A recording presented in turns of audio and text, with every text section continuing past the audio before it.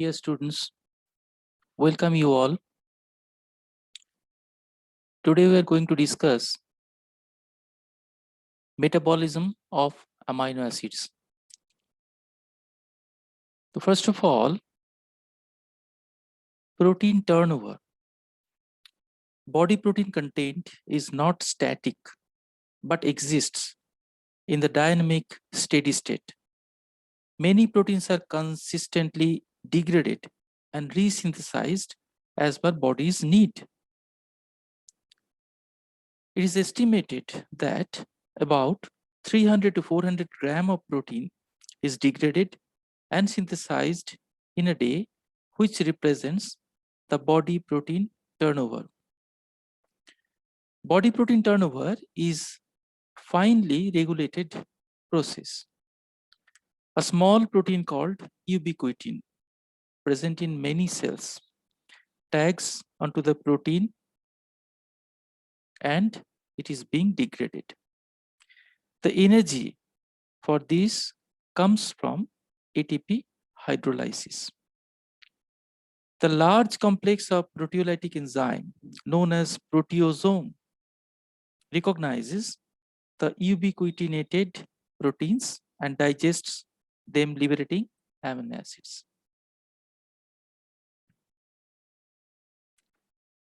The amino acid pool consists of the body's total free amino acids.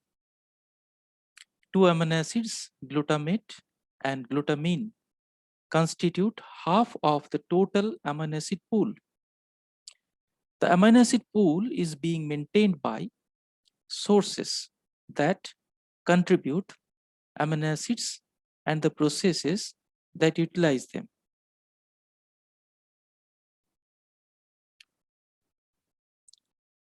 Since there are 20 different amino acids, quite a large number of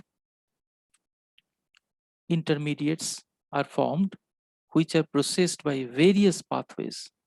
A few basic types of reactions common to most of these pathways can provide an overview of amino acid metabolism.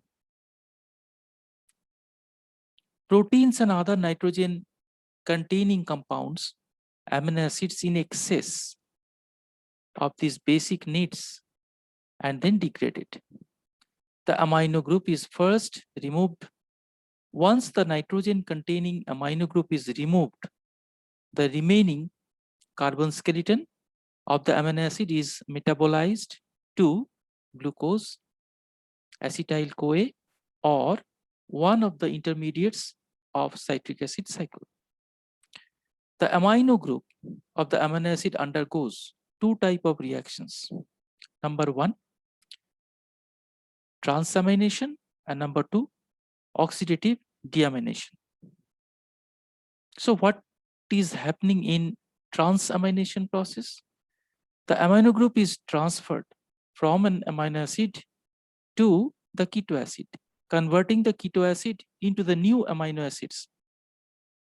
So this is transamination. What has happened in oxidative deamination? Here, it is a type of reaction where the amino group gives rise to ammonia and is replaced by an oxygen atom, which is derived from water molecule, to form a keto acid. So this is oxidative deamination. The keto acids formed are intermediates, either in glycolysis, that is pyruvate formation, or the citric acid cycle, and are metabolized to produce carbon dioxide and generate ATP. They can be used as intermediates in the synthesis of glucose, that is gluconeogenesis or neoglucogenesis, or the synthesis of fatty acids after forming acetyl CoA via pyruvate.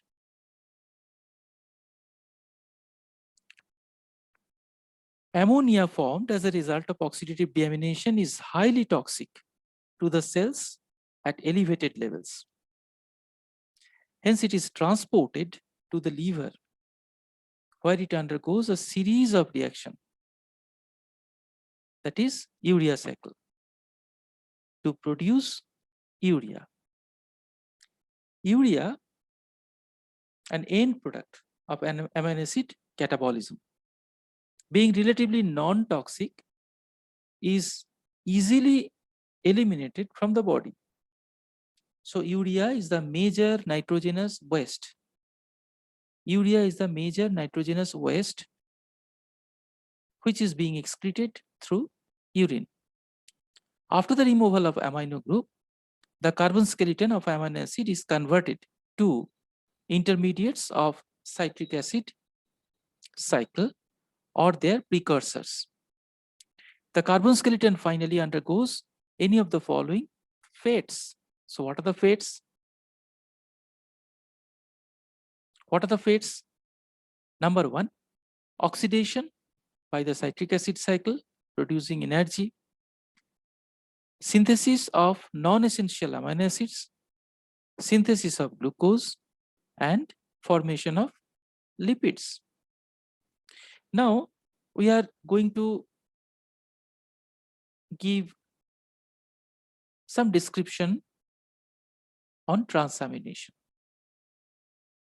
So the transfer of an alpha amino group from an alpha amino acid to an keto acid is known as transamination, where the reaction involves the interconversion of a pair of amino acids and a pair of keto acids.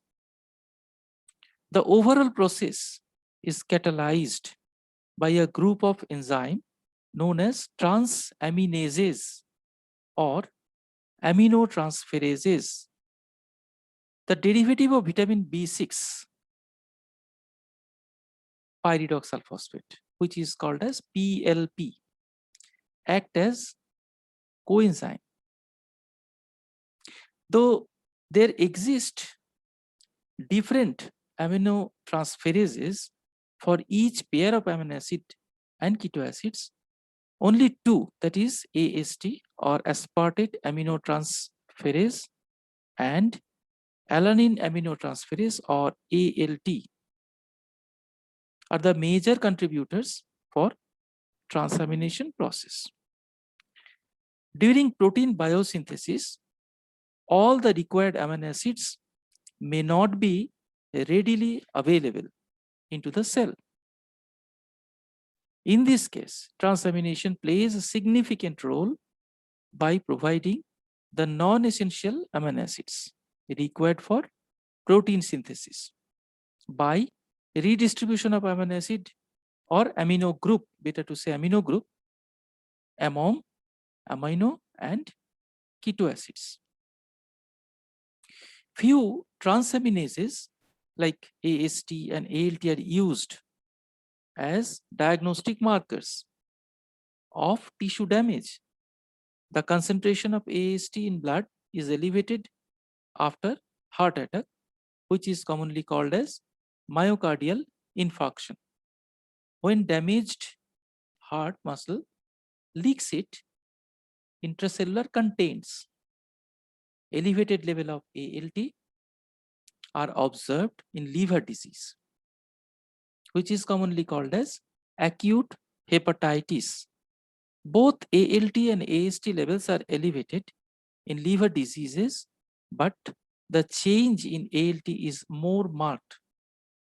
Now, in brief, what are the significance of transamination? As the transamination reaction is essentially reversible, it takes part in both amino acid synthesis as well as degradation. And the next one, during protein biosynthesis, all the required amino acids may not be readily available in the cell. In this case, transamination plays a significant role by providing the non-essential amino acids required for protein synthesis. The next one, the amino groups of most amino acids undergoing transamination and eventually concentrated in glutamate, which is the only amino acid that liberates free ammonium ion through oxidative deamination and which is used for urea synthesis. Certain transaminases, AST and ALT, are used as diagnostic markers, what I said just a moment back, for tissue damage. The concentration of AST in the blood is elevated after heart attack. That also I have discussed just a moment back. Now next,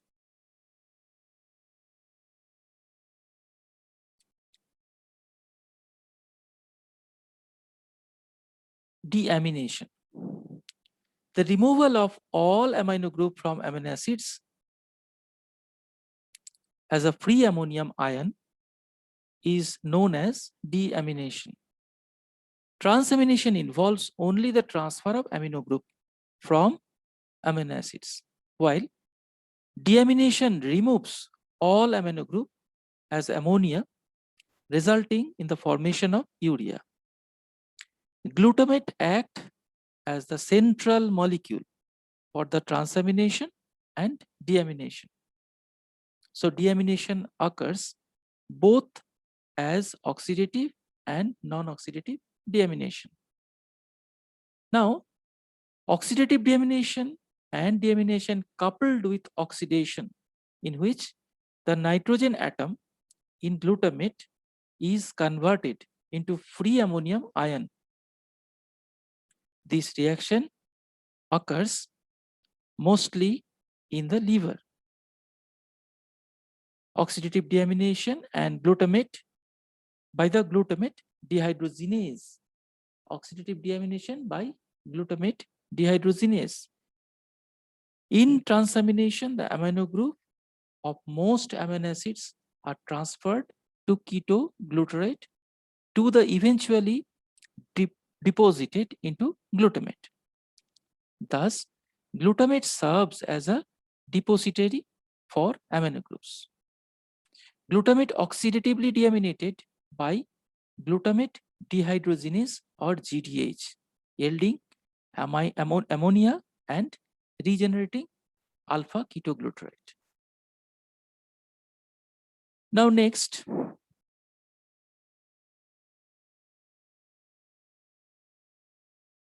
we have given some example of non-oxidative deamination: serine, threonine, and cysteine, where the enzymes are dehydratase and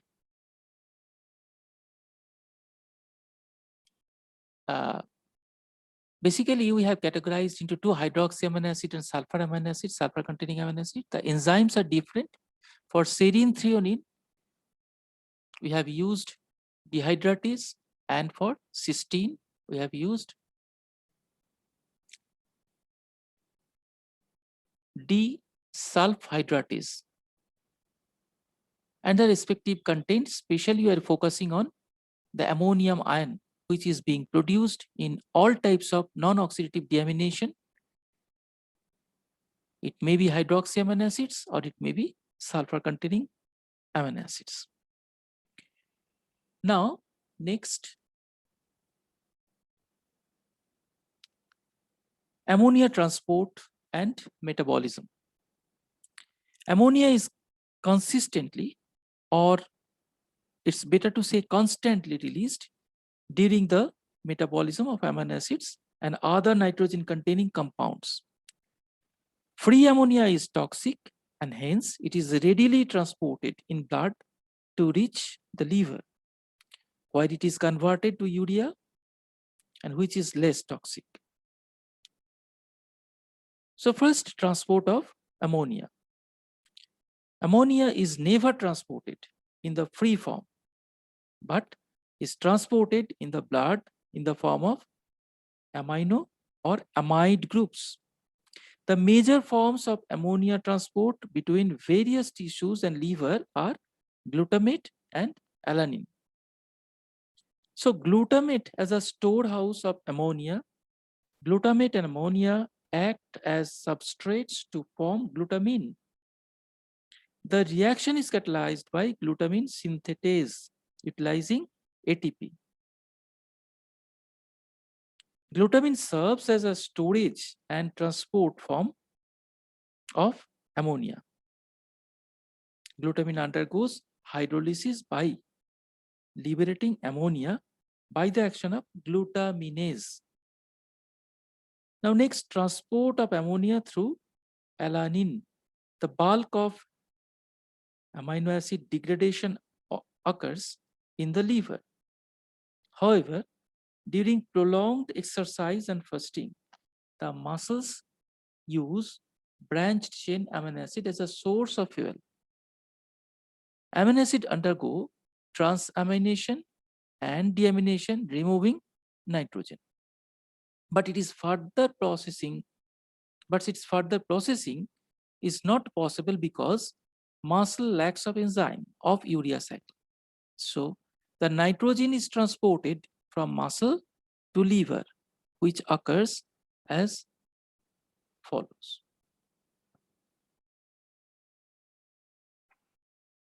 The nitrogen, that is amino group from glutamate, is transferred to pyruvate to form alanine,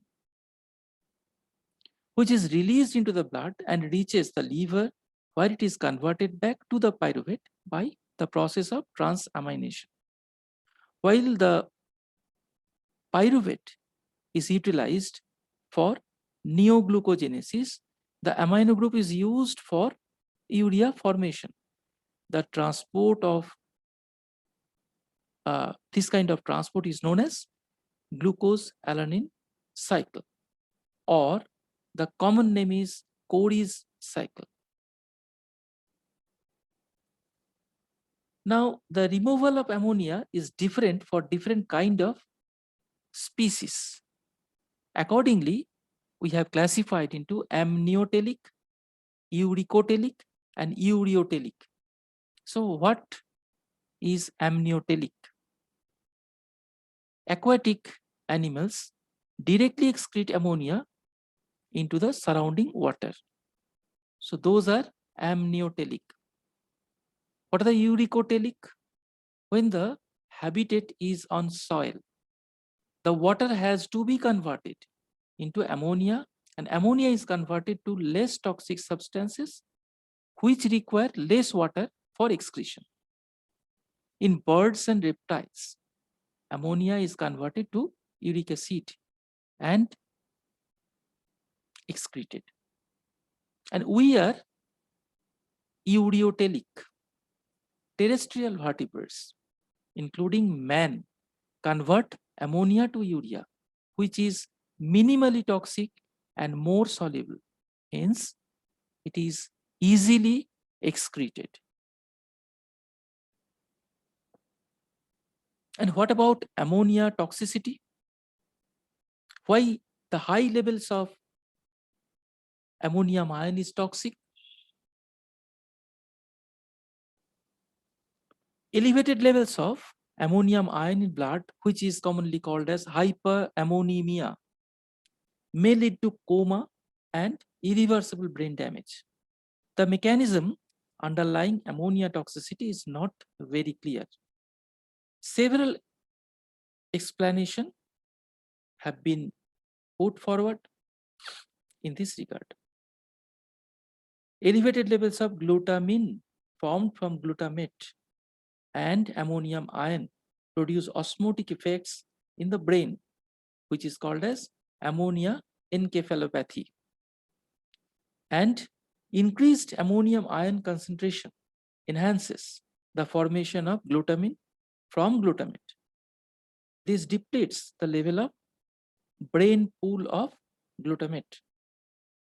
This in turn decreases the formation of its derivative, that is alpha amino butyric acid, that is GABA,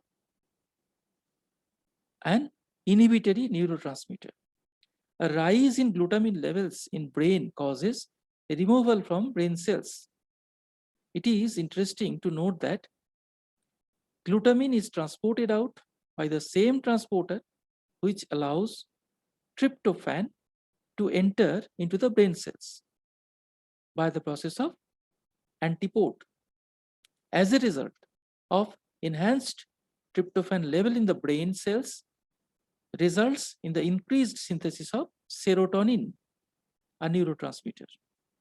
Both these develops develops increased GABA and increased serotonin, contributes the harmful effect in the brain. An accumulation of ammonia may result in the synthesis of more glutamate from alpha ketoglutarate by the action of GDH, or glutamate dehydrogenase. This may reduce the supply of alpha ketoglutarate to brain cells. Since alpha ketoglutarate is an intermediate of TCA cycle, its depleted level results in the impairment of cycle, adversely affecting the production of ATP. Hence, the toxic effects of ammonium ion in the brain are due to reduced availability of ATP in the brain cells. In the next session or in the next class, we'll discuss on urea cycle. Thank you.